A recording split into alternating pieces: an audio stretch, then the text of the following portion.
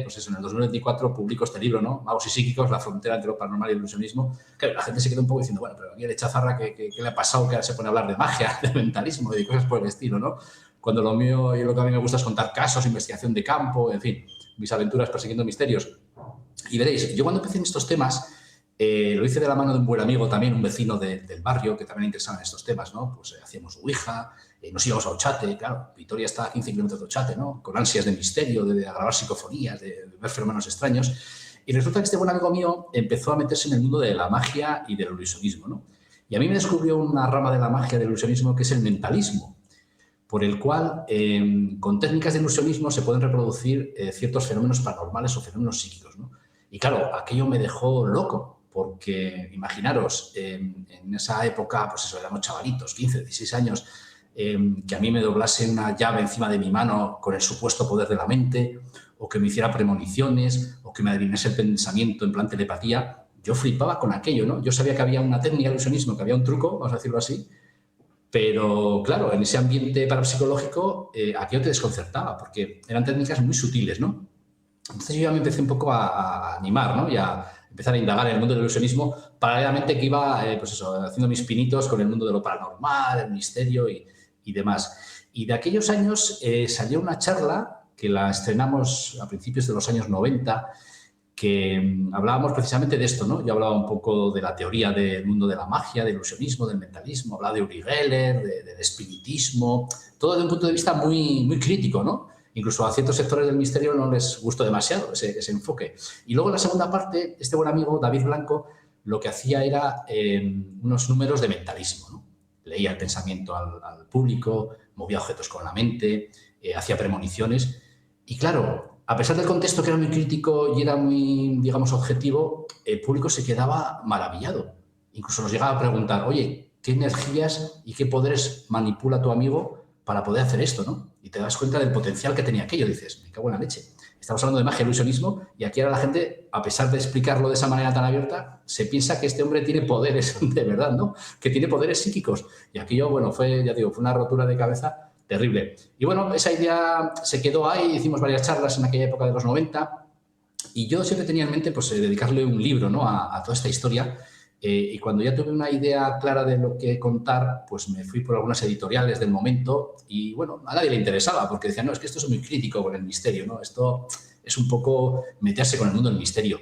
Y claro, yo les decía, vamos a ver, que yo no estoy arremetiendo contra el mundo de lo paranormal o parapsicológico, que yo dejo la puerta abierta a que el fenómeno paranormal existe, a que lo psíquico existe, y de hecho en el libro así lo reflejo, ¿no?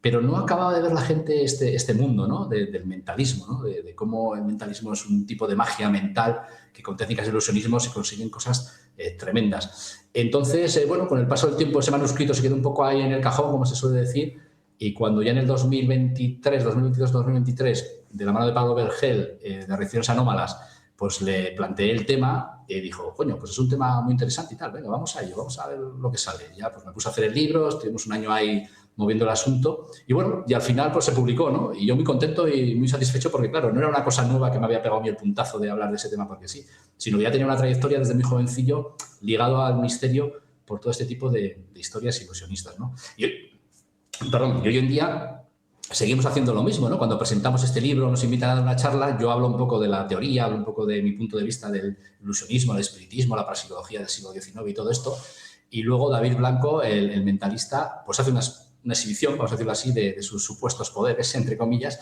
y la reacción de la gente es alucinante.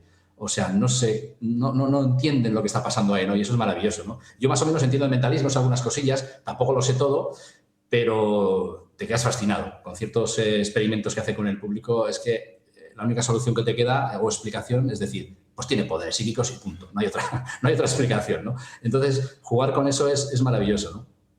Sí, sí, porque creemos, yo muchas veces leyendo, porque me encanta, ¿no?, este tema, leyendo pienso y digo, hay que ver en el siglo XIX, por ejemplo, qué ingenua era la gente, pero no, me paro a No, pensar y digo, a no. día de hoy, digo, somos incluso más ingenuos porque Tal se cual. supone que sabemos más, pero seguimos cayendo en lo mismo. Claro, claro. Y sobre todo cuando hay ganas de creer, da igual la época del momento histórico que la gente te atrapa, ¿no? Fíjate que Sí, yo en este libro hablo de algunos casos que he investigado aquí en Vitoria, ¿no? De gente que ha ido a consultas de supuestos videntes, supuestos mediums, y claro, te cuentan que cuando ellos han llegado a la consulta, lo primero que les han hecho es una lectura de mente o les han movido un objeto con el poder de la mente. O sea, ya de entrada les hacen algún tipo de recurso mentalista, o sea, les hacen un truco, les hacen un número ilusionista para ganarse su confianza, ¿no? Porque si tú vas a una consulta y ves que te están leyendo la mente y ves que te están moviendo un objeto, dices, coño, pues este tío tiene poderes. Entonces ya claro, me dejo en sus manos y que me saque toda la pasta que me tenga que sacar, ¿no? Y eso actualmente se sigue utilizando, ¿no? Y es muy curioso. Y luego la gente pues tiene miedo de denunciar por vergüenza, por sentirse estafado. Pero es que esto, en el siglo XIX, que es donde parte un poco el mentalismo, el ilusionismo, en la época esa del espiritismo, ese siglo XIX, esa segunda mitad del siglo XIX, pues ahí se forja un poco todas estas historias, ¿no?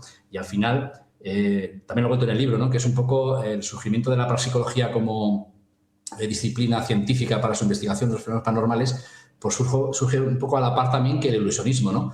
Hasta entonces la magia como tal pues era un arte escénica, pues que bueno, que lo hacían magos en las calles, magos callejeros, ambulantes, o sea, no tenía una categoría de un arte escénico. Pero ya en el siglo XIX, cuando los magos se suben a un escenario, cuando ya se ponen un frac, se ponen elegantes, ya la gente empieza a ver la magia desde otro punto de vista, ¿no? Y justo coincide pues, con ese boom del espiritismo, ¿no? De las hermanas Fox, de Allan Kardec y toda esa movida que hubo ahí en esa época y el surgimiento de la parapsicología de ciertos científicos pues que, bueno, querían ver qué había de cierto en lo paranormal.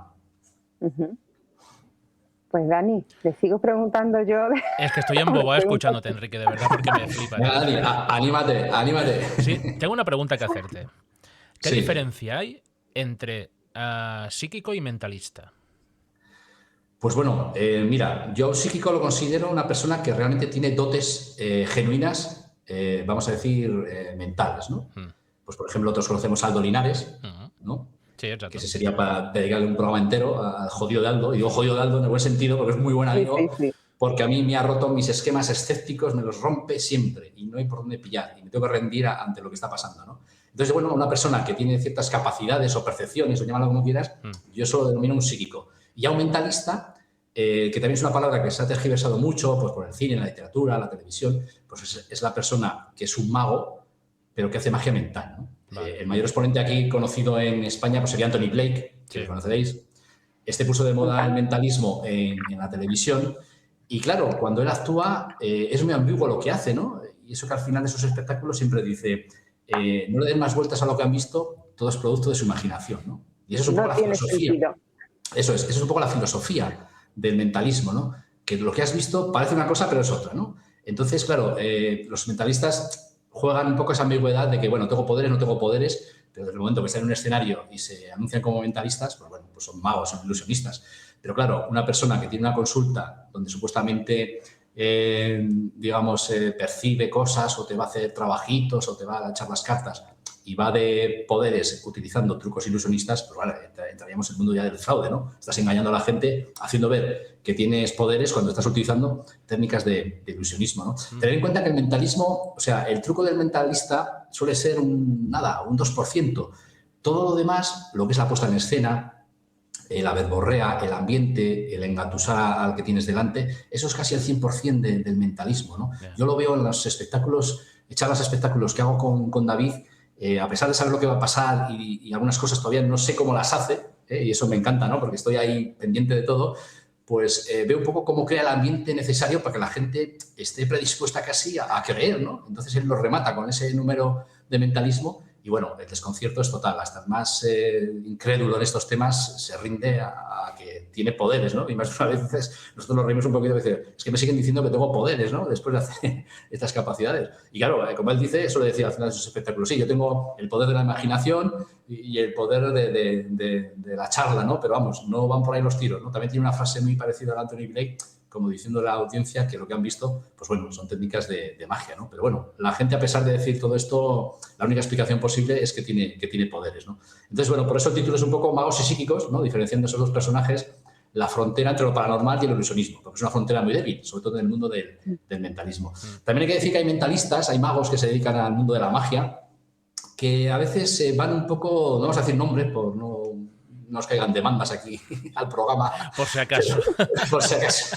Pero de alguna manera van de mentalistas, van de magos, pero a veces, sobre todo en televisión, suelen dejar caer como que sí, que ellos han desarrollado poderes, han desarrollado un psiquismo especial.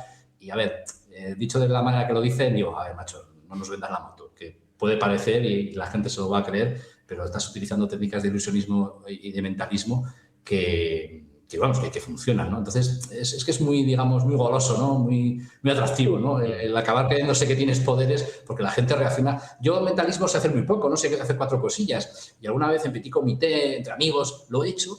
Oye, y el poder que se te sube a la cabeza casi porque has hecho algo imposible delante de la gente y la gente lo flipa, te sientes ahí como súper poderoso, ¿no? Entonces yo entiendo que un mentalista, esa sensación tiene que ser brutal, ¿no? Encima de un escenario. Claro, sí, perdón. No, iba a decir como que te sube el ego, ¿no?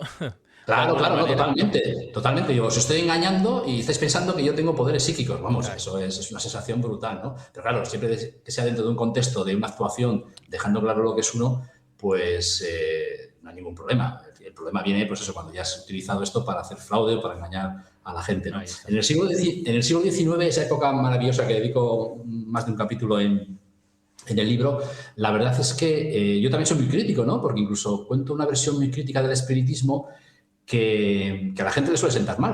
O sea, sobre todo a los seguidores más acérrimos del misterio, cuando uno se inicia en estos temas, pues lo típico, las hermanas Fox, la Ouija, el espiritismo y este tipo de cosas. Pero bueno, hay una versión que está documentada, que hay incluso documentación, que yo también aporto en el libro, pero que es desconocida y resulta que habla que, bueno, que las hermanas Fox hicieron un fraude brutal, que acabaron confesando que todo era mentira, acabaron confesando que como veían de pequeñas que su madre y su hermana eran muy crédulas en estos temas, hacían ruidos haciendo fraude y que como aquello se les desmadró y se fue de las manos, pues se dejaron llevar hasta que aquello se convirtió en una fiebre espiritista, ¿no? Claro, para la gente que escucha eso dice, pero ¿cómo es posible que unas niñas engañasen a tanta gente y sea el espiritismo producto del fraude? Pero claro, es que el espiritismo también es un poco el perfecto hijo de su tiempo, ¿no? Hay que entender el contexto social, el contexto cultural. Daros cuenta que en aquella época, por ejemplo, se descubre la electricidad, ¿no? Algo que parecía milagroso. Se inventa, efectivamente, magia, esa es la palabra. Se inventa el telégrafo. Empieza a haber la revolución industrial. Charles Darwin ya no se habla de que descendemos de Dios y de Adán y Eva, sino que podemos descender de los monos, la evolución y demás. Entonces hay una especie de revolución cultural, industrial y científica que mucha gente dijo, bueno, ¿y por qué no va a ser posible hablar con los muertos? Pues puede ser, perfectamente, ¿no? Entonces, por eso mucha gente entró a trapo con esto del espiritismo. Pero la confesión de las hermanas Fox, ya digo, hay mucha documentación. Aquí en España nos ha publicado mucho, hay mucho libro extranjero donde se habla de esas confesiones y cómo acabaron confesando el fraude. Y bueno, yo la suelto ahí en el libro como una versión más del espiritismo. Ya sé que a los espiritistas convencidos les joroba mucho esta versión, pero bueno, las hermanas Fox acabaron confesando. Luego se dijo que cuando estaban en una situación mala, pues fueron obligadas a confesar que todo fue un fraude, que todo fue mentira. Pero bueno, la historia está ahí y a mí me parece que este era el lugar adecuado, ¿no? Este libro tan crítico un poco con el tema, pues para que la gente la conociese. Sí, porque como estabas diciendo antes, lo que los mentalistas, los magos, los psíquicos, ¿no? Juegan con esa baza de decir la verdad, ¿no? Antes del espectáculo. Esto es todo, como decía Anthony Blake, producto de vuestra imaginación, no le deis más vueltas, pero claro, después está ya los mediums, como decíamos, que ahí es donde entra el fraude, por ejemplo, como hemos tenido aquí durante mucho tiempo, y aún sigue la sombra de esta mujer, de Anne Germain, que de hecho creo que vive hasta en España. Hablo de en el libro un poquito, sí hablo. Pues eso ya sí es un fraude, que eso sí ya daña a la persona, ¿no? A los sentimientos de alguien que está pasando por un momento que ha podido perder a un familiar y va con la ilusión de poder contactar con esa persona. Ahí ya se fraude y no sé si se podrá hacer algo en contra de eso, las leyes... Hombre, aquí en España es que no hay leyes y por eso Anne Germain está en Alicante. Vamos, esta es una opinión mía, ¿no? Bueno, y además investigadores un poco de este mundillo, porque resulta que en su Reino Unido natal, allí sí que han ido sacando leyes, incluso si a ti te denuncian por estafa de medium o estafa de vidente, tienes la oportunidad de demostrar que no, ¿no? Como que tienes que demostrar tus capacidades y si las demuestras de alguna manera, pues te absuelven y si no te condenan. En fin, hay unas leyes un poco más duras, ¿no? que en el resto del mundo. Por eso yo creo que Saint Germain vino a España, se afincó en Alicante, pues para evitar todas estas movidas, ¿no? Además es muy cuca la puñetera esta vidente, si me permitís la expresión, porque resulta que en su página web, claro, fijaros, hace vaticinios y de alguna manera te dice cosas personales tuyas a través de una web, ¿no? O sea, tú concertas una cita y te dicen para tal día, te conectas y ya te dice una serie de cosas. Pero el dinero que te cobra, no te cobra por lo que te dice. Además lo pone en letra pequeña, ¿no? La letra pequeña de, pues como si fuese un contrato, una póliza de seguros o algo por el estilo. Te cobra, no, insisto, no por lo que te dice, sino por el tiempo que está contigo. Entonces, claro, eso lo tiene súper bien atado, porque si a quien le quiere demandar, dice, bueno, a ver, yo te he cobrado por mis 20 minutos, tú has querido pagarme por 20 minutos 100 euros o lo que sea, pues bueno, pero yo no te estoy cobrando porque te estoy diciendo que si tu madre fallecida ha dicho esto, que si al lado tuyo tienes espíritu de no sé quién. No, yo te cobro por esto, ¿no? Entonces, legalmente, yo creo que es una jugada maestra pues para evitar todo este tipo de follones, ¿no? Y aparte que aquí en España, bueno, con el programa este de Telecinco tan famoso donde salía, pues bueno, se le vio un poco el plumero porque al final vaticinar cosas sobre gente famosa, pues no sé si tiene mucho mérito eso, ¿no? La verdad, Ninguno. no tiene ningún mérito, ¿no? Porque al final... Y por lo visto a la gente del público también le hacían rellenar un formulario, ¿no? O algo Sí, algo así, exacto. un papel o algo. Sí, les hacían rellenar un papel donde les preguntaban qué inquietudes tenían para preguntarle a Germain. Entonces, claro, si tú pones, pues quiero contactar con mi madre fallecida o quiero saber dónde está la herencia o el testamento de no sé quién. Y claro, los compinches de Germain luego se lo chivan, joder, pues entonces estás dando tú la información. Pero es curioso porque la gente, cuando luego les da esa información de vuelta que ellos mismos les han ofrecido, no se acuerdan de que has escrito eso en un papel y tú mismo le has dicho la información, no has confesado porque estás ahí. Se olvidan de eso y solo se quedan con el momento en que Germain les dice que estás aquí por un fallecido, por tal, por cual, ¿no? Entonces la mente humana es muy curiosa, ¿no? Cuando quiere creer en algo, se olvida de ciertos detalles y es un poco también lo que hace la magia, ¿no? El ilusionismo y el mentalismo. Los magos son expertos embaucadores para hacernos olvidar cosas que están sucediendo en la mano derecha mientras con la mano izquierda hacen otra cosa, ¿no? Y el mentalismo es parecido, ¿no?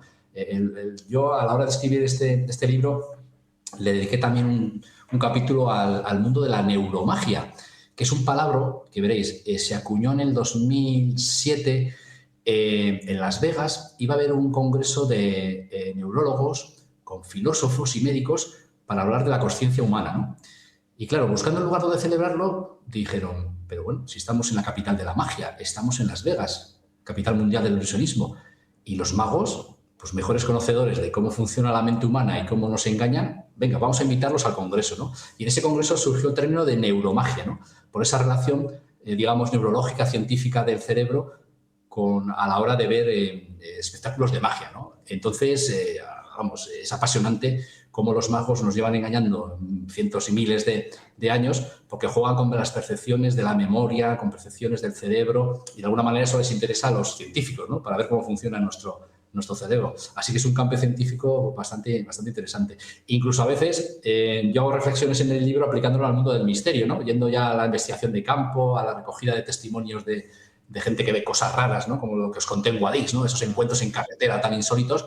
Quisiera ver si de alguna manera esas percepciones que tiene el testigo, pues dónde se producen, ¿no? Si realmente son externas a él o se producen en su cerebro, pero no porque diga que están alucinando, viendo visiones o están mentalmente mal, sino porque hay algún proceso que desconocemos que eso pasa en el cerebro, ¿no? Pues la neuromagia, los magos, los neurólogos andan ahí con este concepto con cosas bastante interesantes. Desde que la memoria, bueno, eso ya lo sabemos hace tiempo, ¿no? Que la memoria no graba las cosas tal cual, o sea, los recuerdos nuestros están tergiversados, falta información, el cerebro rellena, por eso muchas veces cuando varios testigos ven el mismo accidente, pues cada uno cuenta distintas versiones y han visto el mismo hecho, ¿no? Pues aquí pasa algo parecido, ¿no?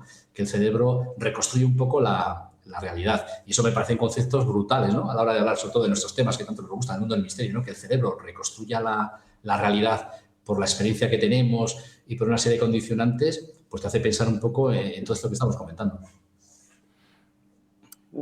Te quería preguntar una cosa, por eso mismo, sí, hablando de que nosotros mismos también cuando estamos viendo un espectáculo de este tipo, ¿no? O vemos un medium, como hemos visto a Saint Germain en la tele durante mucho tiempo, nos autosugestionamos también porque queremos escuchar esa historia, ¿no? Y hubo un proyecto, el proyecto Alfa, que se trató de eso, ¿no? Que querían, cogieron a numerosas personas, ¿no? Para demostrar que los poderes psíquicos existían Ujú. y, y de muchas personas llegaron a A quedarse dos. con dos, ¿no? Sí, sí. Esa Se historia pasaron.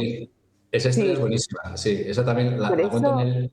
Sí, dime, Sí, perdona, sí. dime. No, no, el caso es eso, que nos cuente la historia para saberla bien, pero lo que me llama la atención que sí, que nosotros, los que estamos en casa viendo un espectáculo, ¿no? O vamos a algún sitio, nos autosugestionamos, pero en cierto modo, esas personas que estaban estudiando a estos dos individuos, me daba la impresión, según iba leyendo, que también se autosugestionaban porque no estaban pendientes a lo mejor de ciertas Claro, cosas que deberían de tener, claro, que tener claro. cuidado, ¿no? Es que fíjate, mira, antes de contar la historia esta, que es genial, esta historia de los candidatos a psíquicos y al final se quedaron con dos. Claro, yo siempre he sostenido, y en el libro también lo comento mucho, ¿no? Incluso con otros investigadores que les apasiona el mundo del ilusionismo, como Nacho Ares, Manuel Carballal, siempre hemos pensado que en un grupo de investigación parapsicológica, paranormal, o llamarlo como queráis, debería haber un ilusionista, ¿no? Porque el ilusionista ve los efectos, las acciones con otro punto de vista y a veces te puede dar la clave de que igual te están engañando, ¿no? Y los científicos, pues son también humanos y si un científico no sabe de ilusionismo, pues le pueden engañar perfectamente, ¿no? Y eso es un poco lo que ocurrió en este caso que está comentando Laura, ¿no? Fijaros, hay una convocatoria en la universidad, no recuerdo la universidad norteamericana, no recuerdo la universidad, donde resulta que se convoca a gente para estudiar sus capacidades psíquicas, ¿no? Entonces se apuntan 300 personas que supuestamente decían tener ellos poderes psíquicos, paranormales o llámalos como quieras, ¿no? Hicieron una serie de pruebas en laboratorio, con científicos, todo muy controlado, todo tal y cual. Y bueno, de los 300 al final se quedaron con dos, que habían pasado todos los filtros, habían pasado todos los análisis, no habían pillado en fraude y realmente decían que esta gente podía tener capacidades parapsicológicas, ¿no? Entonces, hubo un multimillonario norteamericano que en esa universidad incluso metió mucha pasta, ¿no? Para esa investigación, porque era seguidor de estos temas y quería demostrarlo de una manera pues, científica y harto ya de tanta superchería y tanta historia. Entonces, bueno, cuando llegaron a esa conclusión, hicieron incluso una rueda de prensa donde los científicos hablaron de los experimentos, de cómo habían superado estas dos personas todas las trabas y todas las pruebas en el laboratorio. Y al cabo de un tiempo, cuando esto ya, digamos, para la parapsicología había sido todo un hito, ¿no? De la investigación parapsicológica seria, pues aparece un personaje que se llama James Randi, que es un mago ilusionista norteamericano, que siempre ha sido el azote de Uri Geller y el azote de cualquier persona que diga tener poderes psíquicos, que yo tuve la suerte de conocerle. Vino a dar una charla en Bilbao y me lo presentaron. Sí, y era un abuelete muy entrañable, la verdad. Pero vamos, con una mala leche contra el fenómeno paranormal terrible, porque para él todo era fraude, todo era mentira y todo era superchería, ¿no? Entonces, este personaje, Jay Randy, da otra rueda de prensa al cabo de unas semanas y dice que esos dos supuestos psíquicos que había, digamos, avalado la ciencia eran dos discípulos suyos expertos en mentalismo y en ilusionismo. Y todo lo que habían hecho, pues había sido fraude y habían engañado a los científicos. Claro, el golpe que recibió la parapsicología fue tremenda y la ciencia ni te digo. Y el que había puesto la pasta, pues fíjate tú, ¿no? ¿Cómo Ya, se quedaría? tú dirás. Por eso. Entonces, claro, cuando se demostró que efectivamente eran dos discípulos de ellos, magos, ilusionistas y tal, y hoy en día son mentalistas, ilusionistas reconocidos sobre todo en Norteamérica, pues se llegó a la conclusión que vale, que la ciencia puede saber mucho de ciencia, de pruebas en laboratorio, pero si los científicos no saben de ilusionismo o mentalismo, pues se la pueden meter doblada, ¿no? Y este fue el caso. Entonces, claro, con cosas como esta, al final la parapsicología salió súper perjudicada, ¿no? Y la mala leche de Joe Randy, pues fue evidente que coló ahí a dos de sus discípulos para poder, digamos, arremeter contra estos fenómenos. Y además era un jovencito, ¿no? Uno 17 y otro 18 años. Sí, Creo eran, que sí. chavalines. Eran jóvenes que empezaban sus carreras como ilusionistas y lo que os decía, hoy en día ya son reputados magos ilusionistas, pero bueno, en su currículum tienen ese proyecto Alfa, como tú bien decías, que lo llamó Jay Randy, porque este hombre siempre andaba igual. Este hombre había puesto sobre la mesa $1 millón para que demostrase que existían los fenómenos psíquicos, ¿no? O paranormales. Y siempre, digamos, sacaba concurso esta convocatoria y de vez en cuando la gente se presentaba. Pero bueno, desde su punto de vista y las pruebas que él hacía, pues nadie superaba aquello y estuvo un tiempo ofreciendo ese $1.000.000 y como nadie aparecía con genuinos poderes psíquicos, pues bueno, al final dijo, bueno, hasta que hemos llegado, nadie se ha llevado el $1.000.000, que no sé si lo tendría, que esa es otra. Y al final no hubo ningún reconocimiento por su parte. Es un personaje también, bueno, hablo en el libro, lógicamente, porque tuve la ocasión de conocerle y tiene aventuras de este tipo muy, muy curiosas, ¿no? Y lo que antes os decía, Uri Geller era un grano en el culo para Uri Geller, le perseguía a todos sus shows, arremetía con él en televisión, en sus espectáculos se levantaba y de repente decía, no, es que esto lo has hecho así, esta cuchara la has doblado asado. O sea, siempre estaba en plan un poco casi fanático, ¿no? Yo entiendo que, bueno, que hay que perseguir el fraude, no te digo que no, pero este lo perseguía de una manera muy, muy fanática y a veces tampoco hacía demasiado bien al mundo de la magia de sus compañeros magos. Mira, quería preguntarte yo, ya que lo has nombrado, por Uri Geller. ¿Qué hay de realidad y qué hay de fraude? Bueno, mira, yo tuve la ocasión de conocer a Uri Geller. Hostia. Veréis, sí, esto fue en los años 90. Yo colaboraba con un programa de radio aquí local en Vitoria y en Valencia se celebró un congreso, además con un nombre muy rimbombante, ¿no? Era Congreso Científico Parapsicológico y tal, ¿no? O sea, tenía un título que parecía que iban a descubrir allí, pues eso, todo el origen de los fenómenos paranormales, ¿no? Y ni mucho menos, era mucho título y poco tema. Y estaba invitado entre los ponentes Uri Geller. Entonces yo, a través de este programa de Radio Vitoria, vamos, la emisora aquí local de Vitoria, conseguí un pase de prensa y fui con unos amigos hasta Valencia, nos alojamos allí y estuvimos durante todo el congreso. Pues bueno, vimos a Uri Geller, vimos también a Marlene Rosner, ¿no? Sonará, la mítica medium que parece una pepona ahí con su gorrito y eso, que también es otro personaje. Y resulta Perdona, ella en la película de... Ay, ¿cómo se llama la película esta de la niña? La de Ya están aquí, ¿no? Poltergeist. Está inspirada en ella, ¿verdad? Sí, eso suele contar ella. Eso suele contar ella. Vale. No sé muy bien si los guionistas de la película pensaban en ella, pero como es bajita y así un poco particular... Sí. Eso lo cuenta ella, pero vamos. Vale, perdón. Toda la información que se dice eso la dice ella. Entonces, bueno, pues habrá que creérselo o no, vete a saber, ¿no? Entonces, lo que os decía, yo fui a Valencia a ese congreso y inicialmente Uri Geller de una rueda de prensa, ¿no? Para los periodistas y los de los medios que estábamos allí. Y resulta que en esa rueda de prensa pues habló del poder de la mente, que todos tenemos un 10% de uso del cerebro y hay que desarrollar el resto, que eso también es otro mito, otro tópico. Exacto, o sea, los neurólogos y científicos te dicen que no, que el cerebro funciona al 100%, que hay parcelas que hay que desarrollarlas, pero que ese mito parapsicológico viene de los años 70 y no tiene nada que ver con la realidad. O sea, que no tenemos alertadas nuestras percepciones psíquicas porque el cerebro no funciona al 100%, ¿no? Pero bueno, eso también se sigue diciendo, ¿no? En muchos programas, en muchas publicaciones del mundo del misterio, como excusa a veces para decir, bueno, tenemos capacidades y hay que desarrollarlas. Pues bueno, Uri Geller vendió la moto con todas esas historias en una pequeña charla y luego después, de repente, sacó una cuchara y dijo que iba a doblarla, ¿no? Pero fue un doblamiento muy raro porque de repente la tenía entre sus manos, se da la vuelta como para ponerse mejor, empieza a moverse por la zona donde estaba la sala de prensa, coño, y de repente aparece doblada. Yeah. Claro, nos veíamos todos, pero qué poco limpio y qué poco, o sea, ni un mago malo hace eso tan mal, ¿no? O sea, fue como muy decepcionante. Yo me dio un chasco y digo, coño, este es Uri Geller, pero ¿qué está pasando aquí, no? Y total que luego ya, en lo que es la actuación, bueno, sí, actuación, no vamos a decir charla, fue una actuación, además actuación mala, de ilusionista malo, porque en el escenario habló sobre otra vez el cerebro, el 10%, los poderes alertados que todos tenemos, como él, a raíz de un avistamiento ovni, se le desarrollan de niño estas capacidades y desde jovencito en la escuela empieza a parar relojes y a mover objetos y tal, cuenta un poco su biografía, y luego hace una demostración. Y fue muy gracioso, ¿no? Porque de repente estamos allí viéndole y dice, bueno, si alguien tiene algún objeto que no funcione, algún reloj o algo, pues lo puede subir al escenario para intentar hacer algún experimento.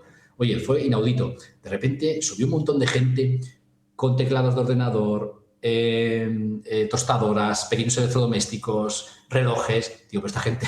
¿Quién se lleva una tostadora a un congreso, tío? Claro. Digo, o sea, sabía que estaba Uri Geller, pero igual pensaban que lo iba a arreglar, ¿no? Pero fue algo como surrealista, ¿no? Y de todos los trastos que se montó allí en ese pequeño bazar que se montó encima del escenario, nada, cogí un par de relojes de estos grandes de cuerda, que son despertadores, y aparentemente no funcionaban, pero hice ahí unos pases, unos tejemanejes, y bueno, y aquello se puso a funcionar, ¿no? bueno, la verdad es que no fue muy espectacular, tampoco hubo un control si eso funcionaba o no funcionaba antes, y bueno, eso fue un poco el inicio.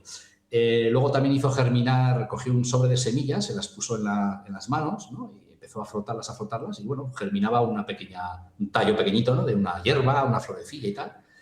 ¿Qué más hizo? Luego también con algunos del público les dijo pensar en alguna forma geométrica o sea, una serie de claves para que ellos pensaran, y él lo dibujaba en un papel y bueno, y luego acertaba, ¿no?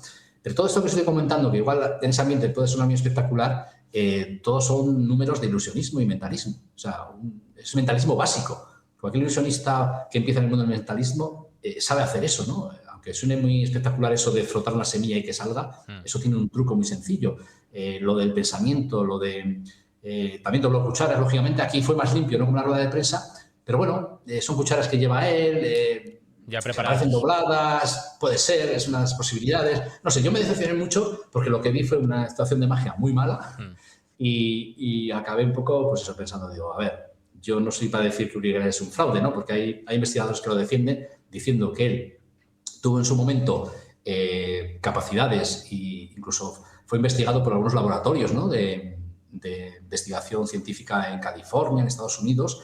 Pero claro, eso es lo que os decía antes. Ahí no lo han pillado en fraude, pero que no te hayan pillado en fraude no quiere decir que no lo seas, ¿no? Porque de los científicos igual, si en el equipo de investigación no hay un ilusionista, pues igual te la está metiendo doblada, nunca mejor dicho, claro.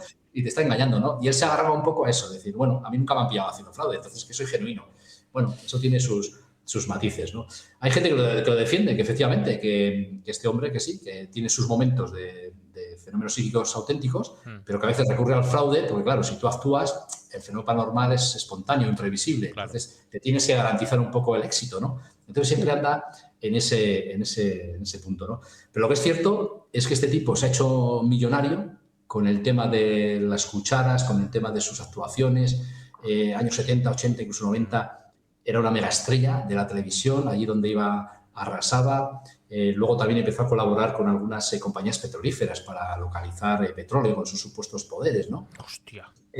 Y en ese punto lo dice él, no las compañías, como que sí, que acertaba y eso le reportaba buenos beneficios. Tiene una mansión terrible ahí en Londres, tiene otra casa, en fin, que el tío se ha montado en el dólar con esto del dólar cucharas, ¿no? Pero bueno, yo viéndolo, por mi experiencia, lo que os estaba contando a Kevin y un poco repasando su biografía, no tengo muy claro yo que este hombre sea tan genuino. Fijaros que hay una nota muy curiosa. Yo cuando presenté aquí el libro en Vitoria, había entre el público un mago, ¿no? Aquí hay una asociación de magia en Vitoria que todos los años organiza una gala internacional de magia, ¿no? Muy importante, llevan ya 18, 19 años. Y me contaba que él, en cierta ocasión en Madrid, el representante de Uri Geller convocó a un montón de magos para darles una charla sobre el poder de la mente, ¿no? Claro, todos se quedaron, ¿de dónde vas, tío? O sea, vas a tratar con magos y ilusionistas. O sea, que aquí no somos público creyente en el misterio ni en estos temas, que somos magos, ¿no? Bueno, pues el tío les empezó a hablar del poder de la mente, les dobló algunas cucharas y les dijo que lo suyo eran capacidades psíquicas desarrolladas con el paso del tiempo, ¿no? Que eran genuinas las capacidades. Sin embargo, lo que hacían los magos, pues era todo truco. Claro, fíjate el morro que le echó el tío para decir eso a una audiencia llena de magos, que todo el mundo se quedó diciendo, pero ¿qué nos estás contando, tío? O sea, no fastidies, ¿no? Así que es un tío, yo creo que bueno, es muy echado para adelante y al final, sobre todo en redes, todavía tiene 75, no sé qué años, sí, ya tiene una edad. Resulta que en redes es muy activo, yo le suelo seguir y es muy divertido, ¿no? Porque cada vez que pasa algún conflicto, pues las guerras ahora de Ucrania, Irán, Moscú, Rusia, todo esto, cada vez que hay un conflicto así internacional, pues él dice que va a intentar, con el poder de la mente, intentar solucionarlo, ¿no? Hostia. Y a veces cuando hay, digamos, noticias favorables para este tipo de historias, pues dice que ha sido él el que ha influido claro. en esto. Hay una anécdota muy buena, no sé si os acordaréis, hace ya unos años en el canal de Suez se quedó varado un barco enorme que colapsó el tráfico marítimo, o sea, hay un pitote de la leche. Sí, que salió pardísima. Eso es. Pues él empezó a decir que se iba a concentrar para que aquel barco pudiera moverse. O sea, ya no estamos hablando de dar cucharas, sino de mover un buque de la leche, ¿no? Y al cabo de unos días, pues aquel buque pues se acabó moviendo y se desplazó y se desatascó, ¿no? Claro, todo fue porque los remolcadores y la gente que estaba allí trabajando lo consiguió. Pero él ya se atribuía el triunfo, ¿no? Como que había sido gracias al poder de la mente. Entonces, claro, cosas de estas, yo no sé si... al final es divertido un poco porque hay que tomarse de esta manera, pero no sé, en el seguidor del misterio o sus seguidores, no sé si esto calará de alguna manera. Hay gente que crea que efectivamente, ¿no? Que tiene... Claro, habrá gente que piense que es él. Ya, claro, pero pero y ya está. con esto del barco, las excavadoras que estaban retirando arena día y noche para que pudieran poder mover el barco, para que pudiera volver a entrar en el canal, ¿eso que lo hacía él con la mente también? Pues eso es lo que digo yo. O sea, estás quitando mérito a los que realmente se lo han currado. A lo que está haciendo el trabajo. Ahí está. Y están diciendo unas paridas tremendas, ¿no? Y como esas tiene unas cuantas por ahí. Y luego, bueno, hubo una época que hacía publicidad también le dio por hacer, eso es muy divertido, ¿no? Hay otras muy divertidas, además alguna la cuento en el libro, hizo publicidad de algunos anuncios. Aquí en España llegó a anunciar helados La Menorquina, si no recuerdo mal. Sí. ¿Qué dices? Y salía intentando comerse una tarrina de helado, pero se le doblaba la cuchara y no podía, ¿no? Era muy divertido porque estaba muy bien traído publicitariamente, claro. La verdad es que estaba muy bien, ¿no? Así que también a veces entra el trapo, que es lo que digo yo, de si realmente tienes capacidades psíquicas, su trayectoria tiene algunos momentos que son más de espectáculo, son muy circenses y eso le ha quitado credibilidad, ¿no? Claro, entonces, aquí en España cuando estuvo con Uri Geller, ¿no? Os acordaréis. Bueno, yo por mi edad no lo vi, supongo que vosotros tampoco, porque sois más jóvenes que yo, pero parece que todo el mundo lo hemos visto, ¿no? Por esa repercusión tan fuerte que tuvo en la sociedad española, ¿no? En el año 76, que delante de José María Íñigo le dobló cucharas, arregló relojes que estaban parados y tal, ¿no? Y bueno, si te quedas solo con eso, pues sí, es una actuación televisiva importante, pero si rascas un poco más, pues por ejemplo, hablando con el Ramos Pereda, ¿no? El presidente de la Sociedad Parapsicológica Española de aquel momento, ¿no? Que él intentó hacer experimentos con Uri Geller, pues controlados, ¿no? Metiendo las cucharas dentro de una urna, o sea, dándole el material a Uri Geller para ver si era capaz, ¿no? Y bueno, no accedió a nada, ¿no? Yo hablaba con su viuda, que murió, Ramos Pereda murió hace 5 o 6 años, y hablando con su viuda, era muy curioso, ¿no? Ver cómo ellos, dentro de su, digamos, creencia parapsicológica, que están convencidos que el ser humano tiene capacidades psíquicas, pues querían demostrar que Uri Geller, a ver si las tenía o no las tenía, pero con un análisis controlado, ¿no? Con experimentos controlados, como hay que hacerlo, ¿no? Para ver si realmente... Y no, nunca accedió, y de alguna manera esa negación, pues bueno, igual dice mucho, ¿no? De la persona que no accede a comprobar, ¿no? Que sus poderes son ciertos. Hombre, eso ya te demuestra mucho, porque si las tienes, ¿qué más te da? ¿Que lleves tú el objeto en sí o que te lo traigan? Claro. Lo que pasa es que luego hay cosas que te desconciertan, ¿no? Por ejemplo, José María Íñigo, el presentador, era muy fan, se hizo mi amigo de Uri Geller, y él defendía su autenticidad, porque dice que él, cuando llegó a su casa, no pudo abrir la puerta porque tenía la llave doblada, por ejemplo. O sea, cosas de ese tipo, y dice, no, pero aquí se doblaba, estaba delante mío y se doblaba y no sé qué. Pero claro, técnicas para doblar cucharas hay un montón desde el punto de vista ilusionista, y a veces la más tonta y más, más sencilla es la más eficaz y la más impactante, ¿no? Porque en el mentalismo, ¿sabes lo que ocurre? Que el efecto que causa un número de estos es potentísimo, que es lo que decíamos al principio. Todo el mundo se piensa que tienes poderes. Yeah. Pero en cambio, el truco en sí, la acción, lo que tienes que hacer es una tontería que cuando lo sabes dices, no puede ser. Yo voy a confesar una cosa. Yo cuando veo actuar a mi querido amigo David Blanco con ciertos números, no con todos, yo sé lo que va a hacer y yo estoy pensando, le van a pillar. Y no le pillan nunca le pillan. Y es maravilloso porque el ser humano ya está en otro momento, ya les ha distraído la atención, la puesta en escena es perfecta y no ven lo que está pasando delante de sus narices, ¿no? Yeah. Así que a veces es maravilloso esos momentos. Mira, hablando de lo de doblar cuchara y este hombre, yo creo recordar que aquí en España hemos tenido una niña, ¿no? Que doblaba cucharas, ¿no? Sí, claro, Mónica Nieto. Sí. No Mónica Nieto. Joder, pues fíjate que yo, a raíz de este libro, o sea, yo conocí el caso, no a ella, yo conocí el caso, pues esto sería en los años 90, principios 90 o así, y resulta que salió en televisión en algunos programas y luego ya desapareció y nunca más se supo, ¿no? Pero yo hice un seguimiento un poco del caso en aquella época.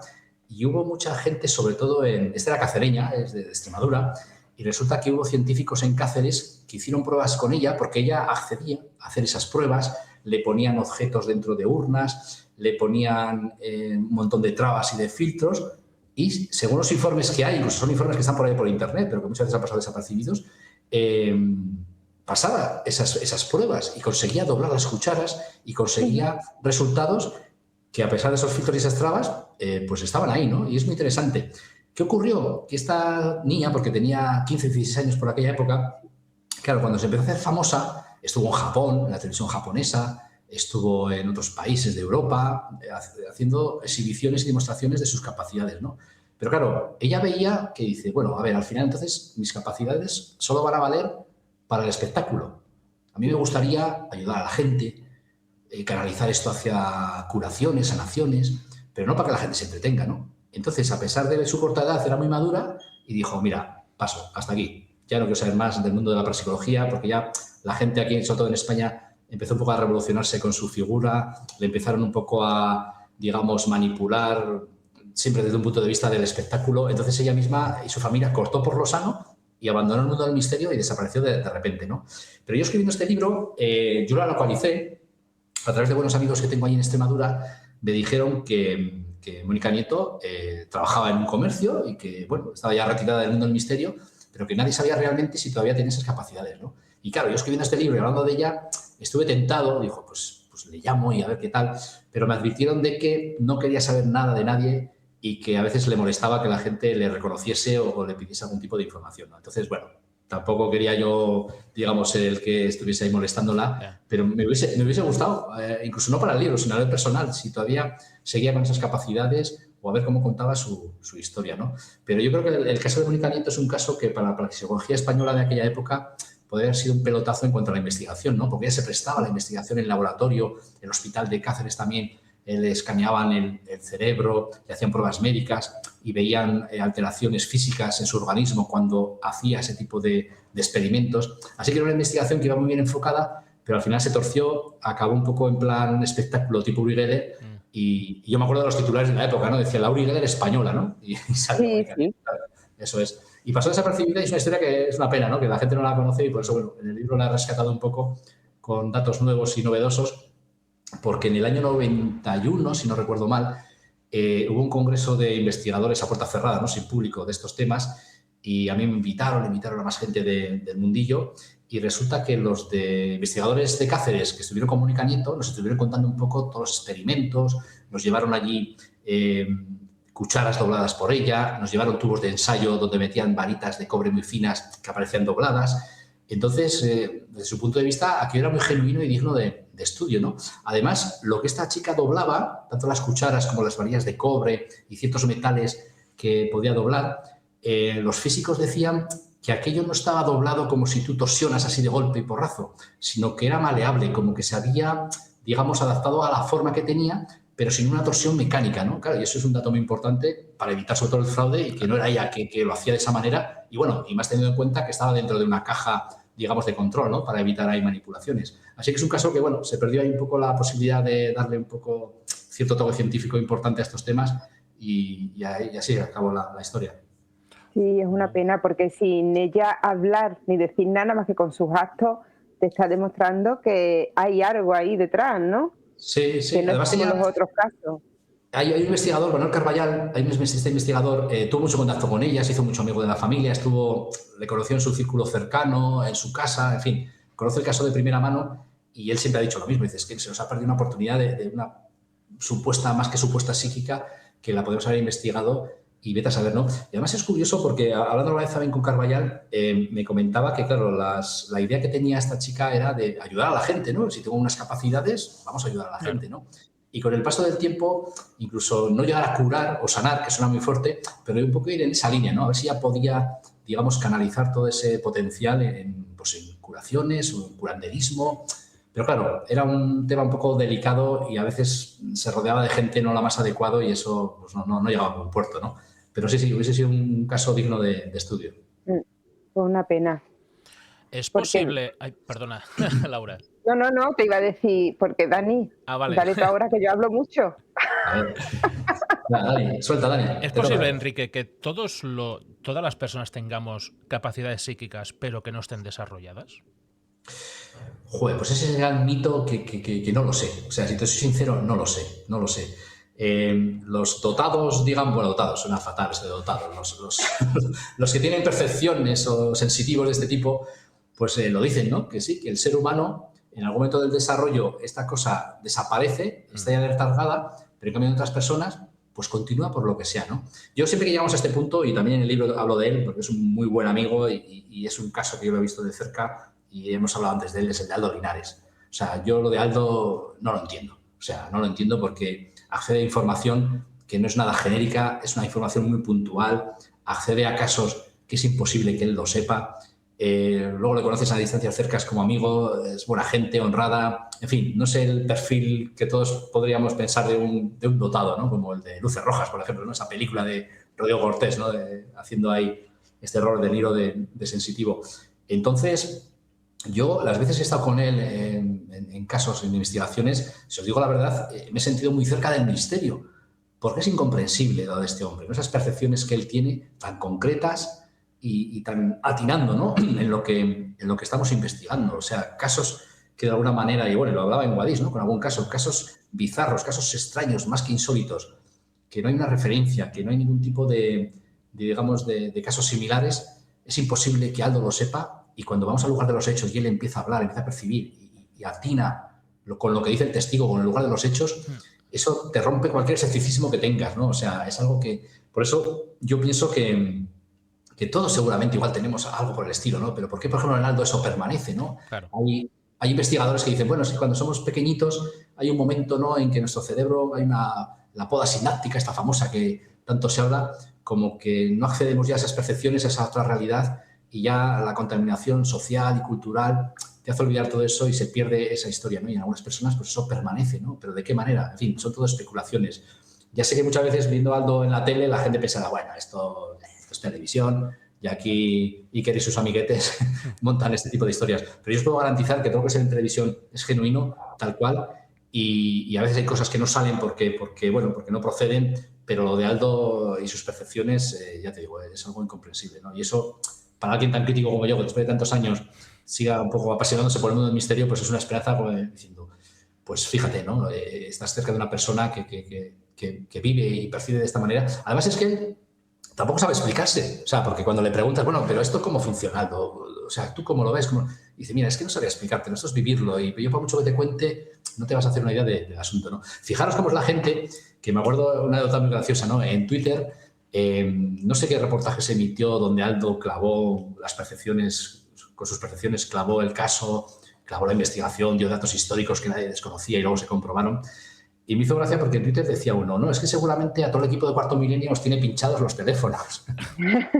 la gente lo que piensa, ¿no? Y dije yo, coño, Aldo, ¿no te has pinchado los teléfonos? Y dije, sí, ya me faltaba estar aquí escuchando nuestras conversaciones. Pues era la única explicación. Dices, es que no hay explicación posible. O sea, es increíble, ¿no? Increíble. Recuerdo que en Guadix, que tú explicaste el caso del toldo o algo así, ¿no era? Sí, eso es, el toldo, sí. Que claro, cuando ibais a investigar, tú dijiste que a Aldo nunca le dais ningún tipo de información para que él no se vea sugestionado por nada. Simplemente que vaya diciendo lo que nota o lo que siente, ¿no? Claro. No, que no vaya sugestionado y que no sepa nada. Bueno, claro, o sea, pero ya después de tanto tiempo ya vamos un poco a mala leche, entre comillas, diciendo, claro. O sea, vamos, te vamos a decir que vete, trae una maleta de ropa de verano y te vamos a llevar al norte. O sea, para despistar. O sea, hemos llegado a ese punto. Hemos llegado a ese punto a veces, en plan de risas, pero hemos llegado a ese punto, ¿no? Para que el despiste sea total. O sea, tú solo coges un tren y a ver dónde te lleva. Y a veces hasta que no coge el tren, no sabes si va para el norte, para el sur o para dónde va, ¿no? Y claro, y a pesar de eso, cuando llega al lugar de los hechos, no sabes si va a acabar en unas ruinas, en un castillo o en una carretera. Y este caso del toldo que digo yo, que os conté en Guadix, pues fue de esa manera, ¿no? Además, nadie daba un duro por las percepciones de Aldo, yo el primero. Porque, claro, percibir algo en el medio del campo, en una carretera a cielo abierto, ¿qué va a percibir este hombre, no? Pero hay que dijo, sí, llevadle a ver qué pasa y tal. Joder, a ver qué pasa. Pues que atinó de lleno con el lugar donde el testigo había visto aquella cosa negra grande, percibió aquella cosa negra grande de manera tan desconcertante como el testigo, porque no sabía lo que estaba viendo, porque hasta entonces nunca había sentido esa presencia, ¿no? Y fue un caso que para él hubo un antes y un después, ¿no? En sus percepciones, acostumbrado, pues bueno, como él dice, o como decía Paloma Navarrete, ¿no? A los muertitos, a los difuntos, a ese otro mundo que también tiene tela, ¿no? Cuando perciben ese tipo de cosas.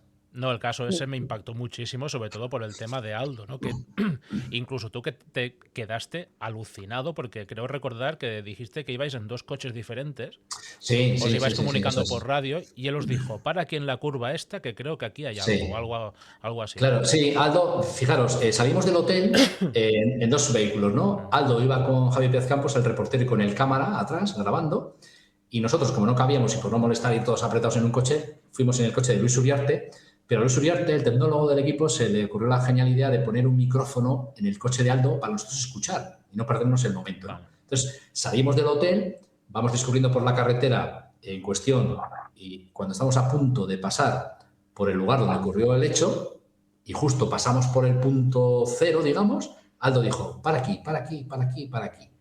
Claro, yo dije, su puta madre. O sea, eso dije yo. Y Luis dijo, no puede ser, vete por ahí. O sea, en el coche nuestro íbamos flipando. Digo, a ver, pero ¿cómo que para aquí? O sea, una carretera que va de Munguía a Baquio, que tiene 15 kilómetros, que hay un montón de curvas, de rectas, que es cielo abierto. ¿Cómo que para aquí, justo donde la historia del testigo? Incomprensible. Y paramos allí, empezó a moverse por la zona Aldo y ahí empezó la segunda parte, que él percibía algo negro muy grande, inmenso, majestuoso, que cuadraba perfectamente con lo que nos había contado el testigo, ¿no? Entonces, claro, hay una segunda parte. Bueno, ¿y este cómo se ha enterado del caso del testigo? Si no conoce al testigo, si no conoce la historia. Pues bueno, para rematar eso, ¿no? Así que al día siguiente fue muy bonito, y bueno, suele ser bonito, ¿no? Cuando Aldo conoce a los testigos y ya se puede hablar abiertamente de los casos, pues como cada uno a su manera cuenta su caso, pero al final lo básico, ¿no? Las formas, las sensaciones y demás son las mismas las que percibe Aldo que lo que percibe el testigo, ¿no? Que lo que ve el testigo, mejor dicho, ¿no? Entonces es muy interesante. Además hay un dato que a mí me gusta contar mucho, ¿no? De Aldo. Cuando se le han hecho, digamos, se le ha monitorizado la actividad cerebral de Aldo, pues se ha hecho este experimento justo cuando está percibiendo cosas, ¿no? O sea, en investigaciones de campo se le ha monitorizado el cerebro y se ha percibido cómo todo lo que percibe, nunca mejor dicho, se refleja en el hemisferio izquierdo, que es el hemisferio lógico, el hemisferio razonable, el hemisferio del día a día, digamos así, ¿no? No en el derecho, que es el de la inventiva, el de la fábula, el de la imaginación. Entonces dices, coño, o sea, realmente Aldo está viendo lo que está viendo, o su cerebro así lo interpreta, ¿no? O sea, no se lo está inventando ni se lo está imaginando, ¿no? Y eso también lo hemos hecho con algunos testigos y es curioso que también lo perciben en ese hemisferio izquierdo, ¿no? Aquí Miguel Ángel Pertierra, el doctor, cuando se le ocurrió hacer ese experimento con un pequeño dispositivo que él llama la diadema de flujo, que es una diadema que te la pone en el cerebro y con una tablet te monitoriza todas las constantes de tu cerebro, ¿no? Y se ve toda la actividad cerebral y demás. Entonces, hemos hecho experimentos tanto con Aldo como con testigos y es alucinante, ¿no? Cuando sale la parte, digamos, razonable y lógica. Digo, ¿pero qué lógica? Si esto no tiene, lo que está viendo no tiene ninguna lógica y sale en el hemisferio lógico, ¿no? ¿Esto resuelve el misterio? No. Pero bueno, científicamente es un dato muy, muy importante, ¿no? A la hora de investigar. Pues más que, vamos, estamos todos hartos, no hartos, sino que hemos visto muchísimas veces a Aldo hacer ese tipo de cosas y es que es increíble. Y escucharlo es lo que tú dices, escucharlo, hablarlo con esa naturalidad, sin dárselas de nada, Bueno, eso ya es la segunda parte. humilde. Como persona es encantador, o sea, se le quiere un montón porque es una persona humilde, honesta. Porque a veces me han hecho preguntas a mala leche, me dicen, oye, ¿y si Aldo al final os está engañando? Digo, mira, no sé cómo lo estaría haciendo, pero vamos, pongo la mano al fuego por él, de que, o sea, más honesto que Aldo no pueda haber, ¿no? Incluso él mismo a veces es cruzado un poco contra estos falsos medios y sensitivos que se las dan ahí de todo, ¿no? A veces le meten en el mismo saco y no tiene nada que ver, o sea, a veces por ahí hay mediums, insisto, no vamos a decir nombres, pero hay gente más o menos famosilla en el mundo del misterio que va de medio, no de psíquico, y no tiene nada que ver. O sea, el concepto que tiene Aldo de sus capacidades no tiene nada que ver con esto, ¿no? Y aparte que él lo demuestra, ¿no? De alguna manera, y es muy conejillo de indias, porque se presta, oye, hay que ir al hospital no sé qué, que me van a hacer un escáner, que me van a hacer no sé cuánto. Venga, no hace demasiado le veíamos con el doctor Alex Escolar, no sé si lo visteis en Cuarto Milenio, hicieron una ouija y monitorizaron con un casco y tal a Aldo, y bueno, o sea, quiere decir que se presta a cualquier experimento porque dice, bueno, esto es lo que hay, y si la ciencia me puede decir algo, pues oye, bienvenido sea la explicación, ¿no? Claro, más o menos como la niña esta que hemos hablado, ella se prestaba, Claro. ¿por qué? Porque no tiene nada que ocultar, ¿no? Claro, eso ya te dice mucho también de la persona y de que no tiene nada que ocultar, como Laura dice. Claro. O sea, lo que hay es lo que hay. No tengo nada que esconder, ni maquillar, ni nada. Claro, y si la ciencia me puede aportar alguna respuesta, Pues fíjate, pues es genial, ¿no? O sea, esto antes, hace años era impensable que la ciencia dijese, venga, vamos a coger a un medium y vamos a analizarle.